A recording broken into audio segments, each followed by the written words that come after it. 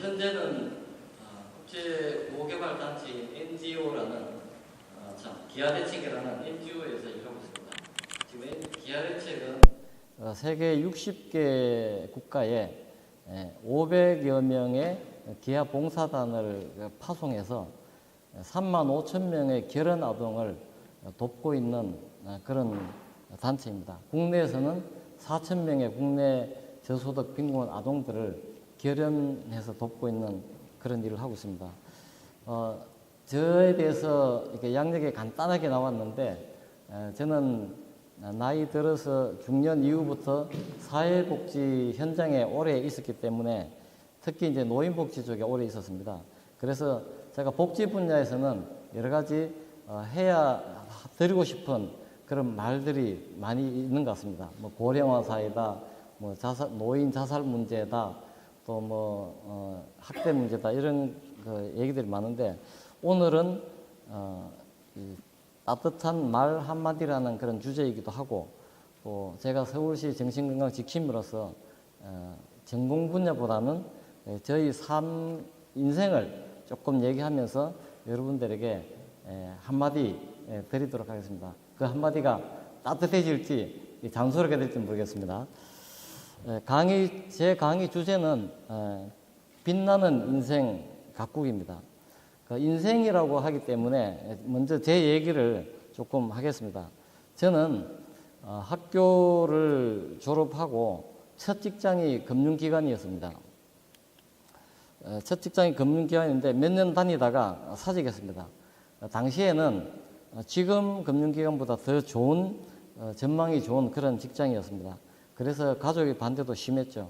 그런데 제가 의미 있는 인생을 좀 살겠다고 결심을 하고 기독교 선교단체 사직을 하고 선교단체에 들어갔습니다. 거기서 제가 제 신앙도 키우고 또 거기서 저 개인을 좀 단련하는 그런 오랜 시간을 가졌습니다. 그 후에 이제 좀 변화를 갖기 위해서 기도하던 중에 미션 기업인 어떤 기업에 들어가서 거기서 국내외 사회사업과 해외를 돕는 그런 기업 사회공헌 활동을 하였습니다. 이때 제가 지식과 또 자격이 필요하다고 해가지고 대학원에서 사회복지를 공부하고 또 사회복지사 자격을 갖게 되었습니다. 제가 돌아보면은 선교단체에 있을 때는 정말 그 선교단체 안에서 돌아보면은 딱 갇혀가지고 철저하게 자기 자신을 단련하는 그런 시간을 가졌고, 그 이후에 기업 사회공헌 활동할 때는 이제는 세계 곳곳을 다니면서 빈곤 지역, 소외계층 사람들을 만나면서 활동하는 그런 활동의 시기였던 것 같습니다. 제가 해외 빈곤 지역을 다니면서 활동하던 그런 몇 가지 기억에 남는 것은 92년도에 제가 신혼여행을 어디로 갔냐면은 제주도를 갔습니다. 그때 비행기를 처음 타봤습니다. 그리고 해외를 오랫동안 못 나가다가 처음으로 해외를 나간 곳이 아프리카 수단이었습니다. 2박 3일 동안 수단을 날아간 지긋지긋하게 비행기를 탄 게 첫 해외 나들이였습니다. 거기서 청소년 센터를 건립을 돕기 위해서 지금 남수단과 지금 독립은 돼 있지만 그때는 독립되기 전 내전 중일 때 그곳을 방문해서 지원하였고, 또 93년도에는 캄보디아가 우리나라와 수교되기 전에 그때 또 내전 중이었을 때 유엔이 주둔해 있던 그런 시절에 또 캄보디아에 가서 구호 활동도 하고 의료봉사도 하고 그랬습니다. 그리고 그 외에 베트남, 태국의 모슬렘 지역 선교를 후원하고, 또 인도 캘커타에 가서는 여러 시설도 방문하고 빈곤 지역도 방문하던 중에, 여러분들은 잘 아시지만 테레사 수녀님을 제가 생전에 제가 직접 만날 수 있는 그런 기회도 있었습니다. 그런 것들이 특별히 잊지 못한 경험입니다. 그리고 국내에서도 90년대 초중반에 우리나라 사회복지가 시설과 제도와 정책이 제대로 갖춰지지 않았을 때 미인가 시설이 많았습니다. 정부에서 지원도 안 하고 허가도 안 받고 그냥 헌신된 사람들이 모아서 돌보던 그런 시설이 많았는데 그런 지역도 제가 이제 다니면서 지원도 하고 그랬습니다. 그러면서 정말로 몸을 던져서 소외계층을 위해서 헌신하시는 그런 많은 훌륭한 지도자분들도 많이 만났습니다. 그러면서 제가 정말 많이 이제 깨달았죠. 제가 그런 일을 약 8년을 했습니다. 8년 동안 이제 해외를 다니고 국내 곳곳 소록도 뭐 이렇게 막 다니면서 항상 돌아와서 그곳을 보고 그 일하시는 분들은 수고하세요. 그러고 저는 이제 돌아왔죠. 오랫동안 일을 하면서 제 마음에 부담이 하나 있었어요. 그게 뭐냐면 저는 정말로 이렇게 소외계층을 위해서 일을 한다고 하지만 가서 어려운 곳을 보고 그냥 돌아오는 사람 그리고 지원하고 일은 그분들이 하는 그런 부담이 있어서 제 마음에도 나도 현장에서 이분들을 직접 섬기는 일을 해야겠다 이런 좀 결심을 하게 됐습니다. 그런데 그 결심대로 되는 것이 아니라 때를 기다리고 있었는데 제가 해외에 나갈 그런 인물이 안 됐는지 국내 노인복지관을 맡아서 운영하게 되었습니다. 그래서 노인복지 현장에 뛰어든 것이 이제 노인복지관을 처음 이제 맡았는데 그때 2000년 초부터 그때 제가 이제 클라이언트를 직접 그 현장에서 섬기는 일을 하고 그 다음에 전체적으로 우리나라 노인복지에 대한 제도와 정책의 문제가 많은 걸 보고 한국노인종합복지관 협회장을 오랫동안 맡으면서 그런 일을 한 것이 보람이 좀 되었고 그 다음에 사회운동으로 신노년 문화운동을 이제 전개를 하였습니다. 지금 고령화 사회라고 그래가지고 노인들 인구가 많아져서 모두들 그분들을 짐으로 생각하는데 제가 이렇게 노인복지 현장에 있다 보니까 모든 노인들이 짐이 아니라 정말로 우리 사회를 이만큼 일으킨 많은 경륜과 경험과 지식이 갖추신 어르신들이 너무나 많은 거예요. 그래서 이분들을 우리나라의 인적 자원으로 발굴해서 시니어들이 이 사회에 에너지를 주는 그런 사회가 필요하다 해가지고 제가 신노년 문화운동을 이제 오랫동안 전개해온 것이 제 이제 보람이라고 생각이 됩니다. 뭐 그런 과정을 거쳐서 제가 다시 이제 큰 이제 NGO 이제 리더로서 이제 일을 하고 있는데 제가 돌아보면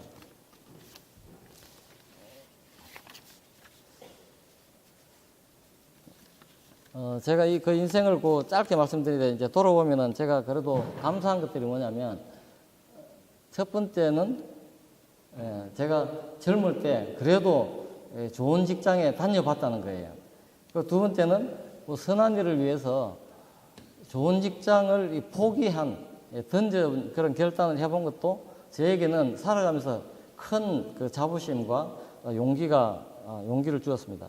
그리고 제가 정말 그 어려운 곳곳에 도와주는 그런 역할을 하다 보니까 많은 이제 경험을 해보았다는 것도 큰 이제 감사할 제목이죠. 그리고 네 번째는 뭐냐면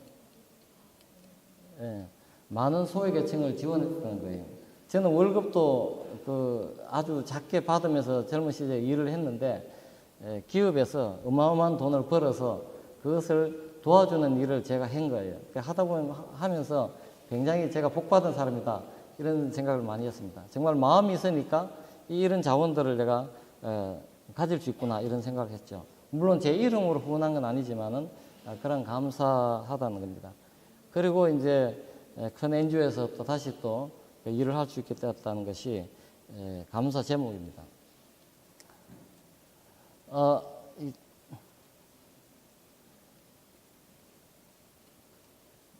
이 순서가 많이 바뀌었는데 오늘 제목이 빛나는 인생입니다. 빛나는 인생. 빛나는 인생 그러니까 대단하죠. 우리 빛나는 인생이라고 얘기할 수 있는 사람은 정말 역사적으로 위인들을 얘기하는 겁니다. 이런 위인들을 제가 그 빛난 인생이라는 것은 젊을 때 직장을 포기하고 선한 일을 하겠다고 선교단체 들어가서 나를 단련하고 이런 일을 하면서 제가 고민을 안 할 수가 없죠.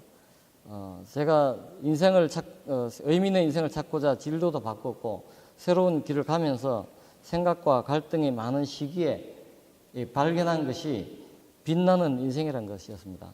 제가 어떻게 하면 후회 없는 인생, 보람된 인생이 될 수 있을까 이런 고민 중에 저는 기독교인이기 때문에 성경 구절 한 가지만 좀 말씀드리겠습니다.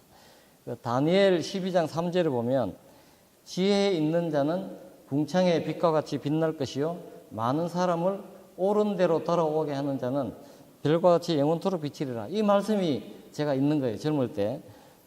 이걸 보면은 빛나는 인생이라는 것이 딱 두 가지예요. 첫 번째는 지혜로운 사람, 두 번째는 많은 사람을 옳은 대로 돌아오게 하는 사람. 그건 거예요. 그래서 제가 보니까 지혜롭게 산다는 것은 뭐 다양한 해석이 가능하지만 어쨌든 싸우지 않고 많은 사람을 배려하면서 꾀를 부리지 않고 이렇게 사는 것이겠죠. 그런데 옳은 대로 돌아오게 하는 것은, 옳은 대라는 것은 제가 해석한 것은 바른 길로, 인간다운 삶으로, 또 행복한 삶으로 이렇게 돕는 거라고 생각했습니다. 그리고 빛나는 인생이라는 것이 돈이 있어서, 권력이 있어서, 힘이 있어서, 또 지식이 많아서 빛나는 인생이 될 수는 없겠지요. 그런데 사람들로부터 존경받고 칭찬받고 필요한 사람이 되는 것이 결국 빛나는 인생이라고 생각이 들었습니다. 그래서 저는 막연하지만 지혜롭게 살면서 많은 사람을 옳은 대로 돌아오게 하는 삶을 살면서 내 인생을 빛나게 해보자는 그런 소망을 갖게 되었습니다. 근데 제가 많은 사람을 옳은 대로 돌아오게 한다는 것이 정말 제가 성직자처럼 몸을 불사르는 그런 것이 아니지만 어쨌든 그런 비전을 갖게 되었다는 겁니다. 그래서 제가 이런 마음의 소망이 있고 그것을 나의 미션으로 갖고 있다 보니까 제가 대단한 인내력과 인물은 아니지만 제 인생이 많은 사람에게 도움을 주는 그런 삶을 실천을 하더라 하는 것입니다. 그러니까 이제 빛나는 인생 가꾸기입니다. 어떻게 인생을 가꿀 것이냐? 가꾼다는 것은 정말해서 빛은 사회에 또 사람에게 밝게 하는 것이죠. 그래서 사회를 밝게 하는 그러한 일은 결국은 지도자적인 삶을 실천하는 것이라고 생각이 듭니다. 그리고 가꾼다는 것은 지도자로서의 그 자격을 갖추어 가는 것이 아닌가 생각을 합니다. 그 지도자라고 해서 많은 사람을 지도하고 이끌어가는 그런 의미보다는 영향력이 큰 사람을 말하는 겁니다.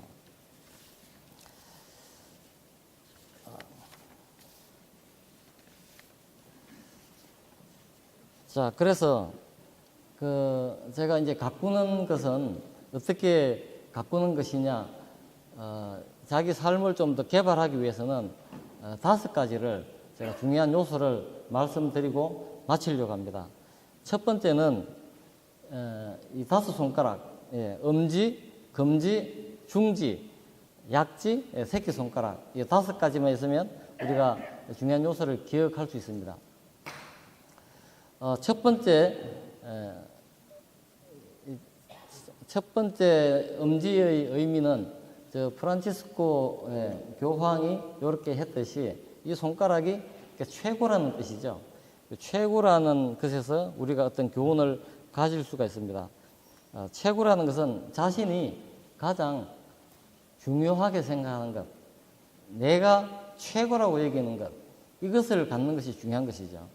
그러니까 삶의 의미를 주는 것, 삶의 동기가 되는 것, 쉽게 변하지 않는 것, 자식이 자신의 정체성, 나란 누구인가 이것을 찾는 것이 최고라는 겁니다.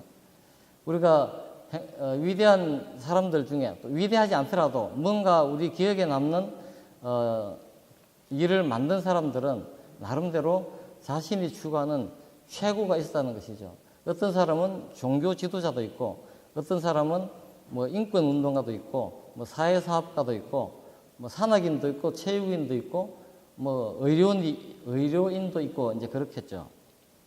그런 분들이 보면은 자기가 가장 중요하게 생각하는 그 최고가 있었다는 것입니다. 그래서 이 손가락을 통해서 여러분들에게 최고가 무엇인가 이것을 갖는 것이 중요하다고 생각합니다.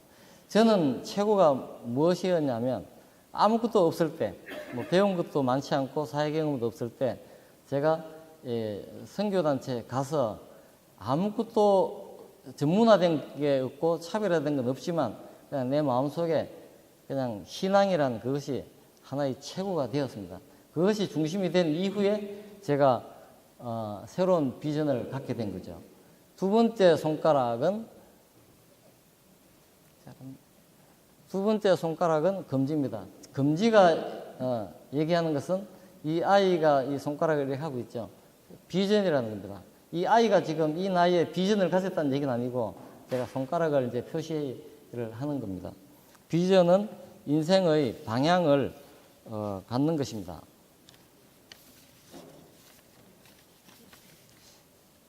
비전이 없으면 결국 생계형 인간이 될 수밖에 없습니다. 그리고 이 비전이 없으면 지도자로서 성장을 못하게 됩니다. 그러나 비전을 추구하면은 그 길을 찾게 되고 그 길을 가게 되고 또 그 길을 이루게 된다는 겁니다. 그래서 여러분들이 비전을 갖는 것이 중요하다고 생각이 됩니다. 세 번째는 이 손가락이 이거는 원숭이 그림을 그려놔서 좀 이상하죠. 이 손가락만 쳐들면은 욕이 됩니다. 그리고 이 중지는 우리 손가락 중에 가운데 있고 가장 길고 가장 힘이 있는 손가락이에요. 그리고 주먹을 쥐면은 다른 사람을 주먹으로 때릴 때 이 중지 이 뿌리로부터 타격을 하게 되는 겁니다. 그래서 이 중지로부터 배울 수 있는 교훈은 뭐냐? 성품입니다. 성품. 자, 기술과 지식과 이런 것은 드러나기도 하고 감출 수도 있고 그런 것이지만 성품은 숨길 수 없는 것이에요. 어디 가서 무엇을 조금 하다 보면 금방 드러나는 것이 성품입니다. 우리가 빛나는 인생, 지도자로서 성장 과정을 겪기 위해서는 반드시 좋은 성품을 만들어가야 된다 하는 그런 교훈을 말씀드릴 수 있습니다. 네 번째, 이 손가락은 약지입니다. 손가락을 들 수가 없어요. 다 따라가 있죠. 그런데 약지의 용도는 여러분들은 무엇인지 아세요? 저 사진에 있듯이 반지가 끼어 있습니다. 반지의 의미는 지금은 뭐 돌반지, 뭐 백일반지 잘 안 하지만 돌반지, 백일반지, 약품반지, 뭐 졸업반지, 결혼반지 해서 이 사람이 성장해 가면서 자기의 변화를 나타내는 것이 이 반지입니다. 그래서 이 네 번째 약지를 통해서 들을 수 있는 교훈은 성장과 변화라는 겁니다. 사람은 성장하지 않으면 삶의 가치가 떨어지는 거예요. 여러분들도 지금도 배우고 뭐 활동도 하고 있겠지만 학교 과정이 다 끝났다고 해서 모든 것이 끝난 것이 아니라 인생 계속 배우는 것이 이제 평생 교육이라 그러죠. 그러니까 평생 교육이라는 것은 굉장히 중요하다 생각이 듭니다. 제가 모임복지관에 오래 있었어요. 그래서 어르신들의 심리나 뭐 상담도 많이 해보고 뭐 이렇게 했는데 복지관에서 있다 보니까 여러 가지 프로그램이 많아요. 그 중에 의학 프로그램이 있는데 어떤 어르신이 일어도 배우고 중국어도 배우고 영어도 배우세요. 그러면서 어느 날 일어 수업을 마치고 나오면서 투덜투덜대면서 하시는 말씀, 관장님 금방 들어도 교실 나서면 다 잊어먹고 어떻게 하면 좋겠습니까? 투덜투덜대요. 그래서 제가 뭐라고 그랬냐면 어르신 그러니까 한 가지씩만 배우세요. 왜 일어만 하시지 영어 중국어 하시냐고. 그랬더니 어르신이 하신 말씀이 내가 지금 살면 얼마나 살겠다고 한 가지씩 언제 배우냐. 한꺼번에 배우겠다는 거예요. 그만큼 욕심이 있고 배움의 욕구가 있는 거죠. 근데 그 어르신은 배워서 어디 써먹겠다는 뚜렷한 목적도 없어요. 왜 배우시냐 그랬더니 건강에 좋고 내가 그동안 못 배운 한을 풀어서 좋고 그렇다는 거예요. 그래서 그걸 보면서 제가 많이 느낀 것이 배우는 그 자체가 삶의 인생이고 뭔가 희망을 주고 또 건강에도 도움이 되고 자아 실현도 하고 그런 것 같습니다. 그래서 우리가 나이에 관계없이 평생토록 배우는 것이 중요하다고 생각이 듭니다. 그리고 배움은 무엇이 중요하면 겸손하지 않으면 배우질 못해요. 정말 작은 아이들한테도 배울 게 있으면 배운다는 것이죠. 그래서 여러분들이 이 약지를 통해서 성장과 변화를 꾸준하게 이루어 가야 된다는 교훈을 말씀드릴 수 있습니다. 이제 마지막으로 이 새끼손가락이에요. 새끼손가락은 가장 힘이 없고 끝에 붙어서 작고 그렇습니다. 그리고 용도가 뭡니까? 이렇게 막 중요한 일도 없어요. 그냥 뭐 코가 가려울 때 콧구멍에 좀 들어갔다 나왔다 하는 그런 겁니다. 여기 새끼손가락을 통해서 배울 수 있는 교훈은 바로 팀워크입니다. 새끼손가락은 별로 큰 역할이 없지만 새끼손가락이 없으면 우리의 몸에 비정상이 되는 거예요. 아무리 작고 연약해도 전체를 위해서 존재 가치가 있다는 거죠. 그래서 팀워크를 새끼손가락을 통해서 배울 수 있는데 팀워크는 인간의 본분이며 지도자로서 가장 중요하게 갖춰야 될 자격이라는 거죠. 차이를 인정하고 남을 배려할 줄 알고 또 공동체 정신이 필요한 그런 것으로서 팀워크가 굉장히 중요합니다. 제가 제 인생을 말씀드리면서 그 제목이 거창한 빛나는 인생이지만 가볍게 여러분들이 다 갖고 계신 5손가락으로 미션과 비전과 성품과 또 성장과 팀워크 이 5가지를 여러분들에게 따뜻한 말 한마디가 됐는지 모르겠지만 드리는 것으로 제 말씀을 마치도록 하겠습니다. 감사합니다.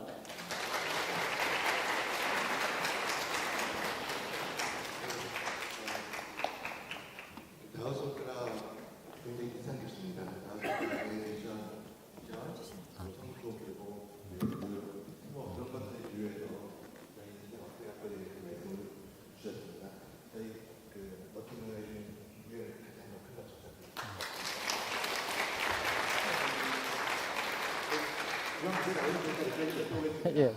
지금 현재 이디빌의 정신건강 스키밍 활동 해주고 계신데요. 처음에 이제 이만 박사님한테서 정신건강 스키밍 활동 권유받으셨을 때 어떤 생각이 드셨어요?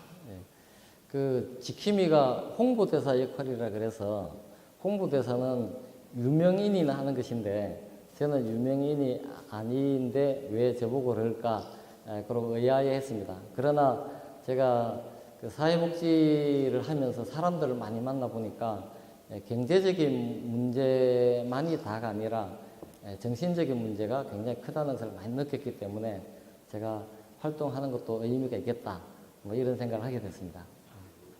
쭉 살아오신 계절부터 말씀해주셨는데 모범적인 거에 완전히 배워야 될 것 같아서 그런 내용을 일단 가져왔습니다. 예. 저희 한 6개월 정도 모아주셨는데요. 그동안 좀 인상 깊었던 일이나 기억에 남는 게 있었나요? 그 지킴이로 위촉했는데 제가 특별히 하는 일이 많지 않더라고요. 그런데 달라진 것은 제가 지킴이라는 이 자격이 있다는 그거에 대해서 이제 항상 의식을 하다 보니까 글을 쓸 때 정신건강에 대해서 강조하게 되고 이제 그랬습니다. 근데 한 가지 기억에 남는 것은 제가 초등학교 친구들 이제 나이 들어서 이렇게 동창회라고 자주 모이는데 한 친구가 항상 목소리도 크고 자신 있고 장사하는 사람인데 그랬습니다. 그런데 언제부터인가 목소리가 작아지고 조용하게 있고 그랬어요.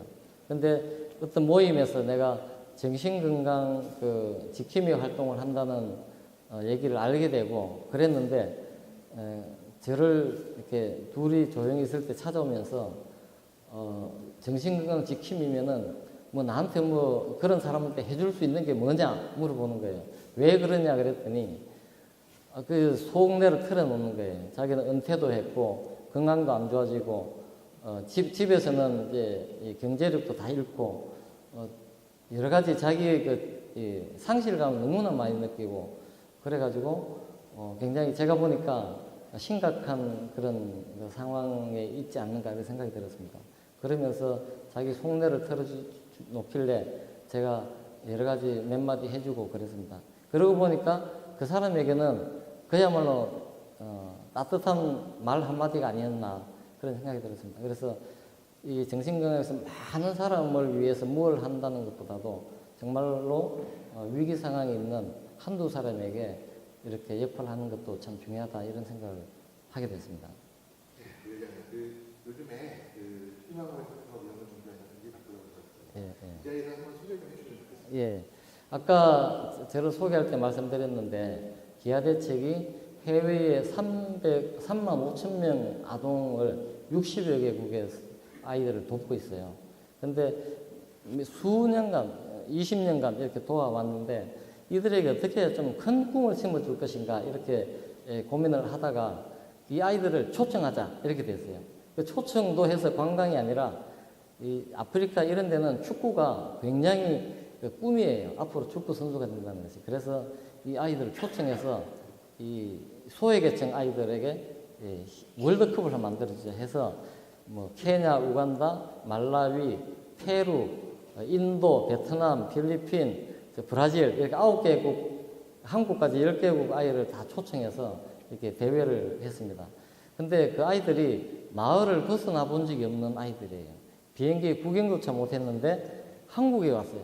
그것이 너무나 큰 기적이라는 생각이 들고, 그 다음에 이 아이들이 한 사람 초청하면 얼마나 어려운 게 느낀 게 여권이라는 것이 없는 그 나라 주민들이에요. 여권을 만들려고 하니까 출생신고도 안 돼 있는 아이들이 많은 거예요. 그래서 이런 것들을 다 준비하는데 거의 1년이 걸렸어요. 그래서 한국에 와서 이 아이들이, 시골 아이들이 한국에서 어떻게 적응할까 걱정도 많이 했는데 정말 아이들이 그 적응력이 빨라서 한국에 와서 며칠 있다 보니까 눈빛이 달라졌어요. 저는 이 아이들이 그 말라위나 우간다 이렇게 자기 빈곤지에 가면은 반드시 그날의 지도자로서 큰 희망을 품고 가지 않을까 그런 생각을 하면서 이제 보람을 느끼고 오늘 폐막 경기를 했는데 최종 우승은 말라위가 이제 했습니다. 폐막식 참석하지 못하고 제가 여기 달려왔습니다. 예. 감사합니다. 이게 좀 아주 감동 축제가 되지 않을까, 좋은 점을 있지 않을까 생각합니다.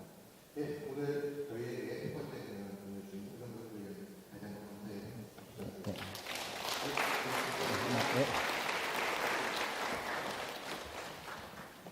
두 번째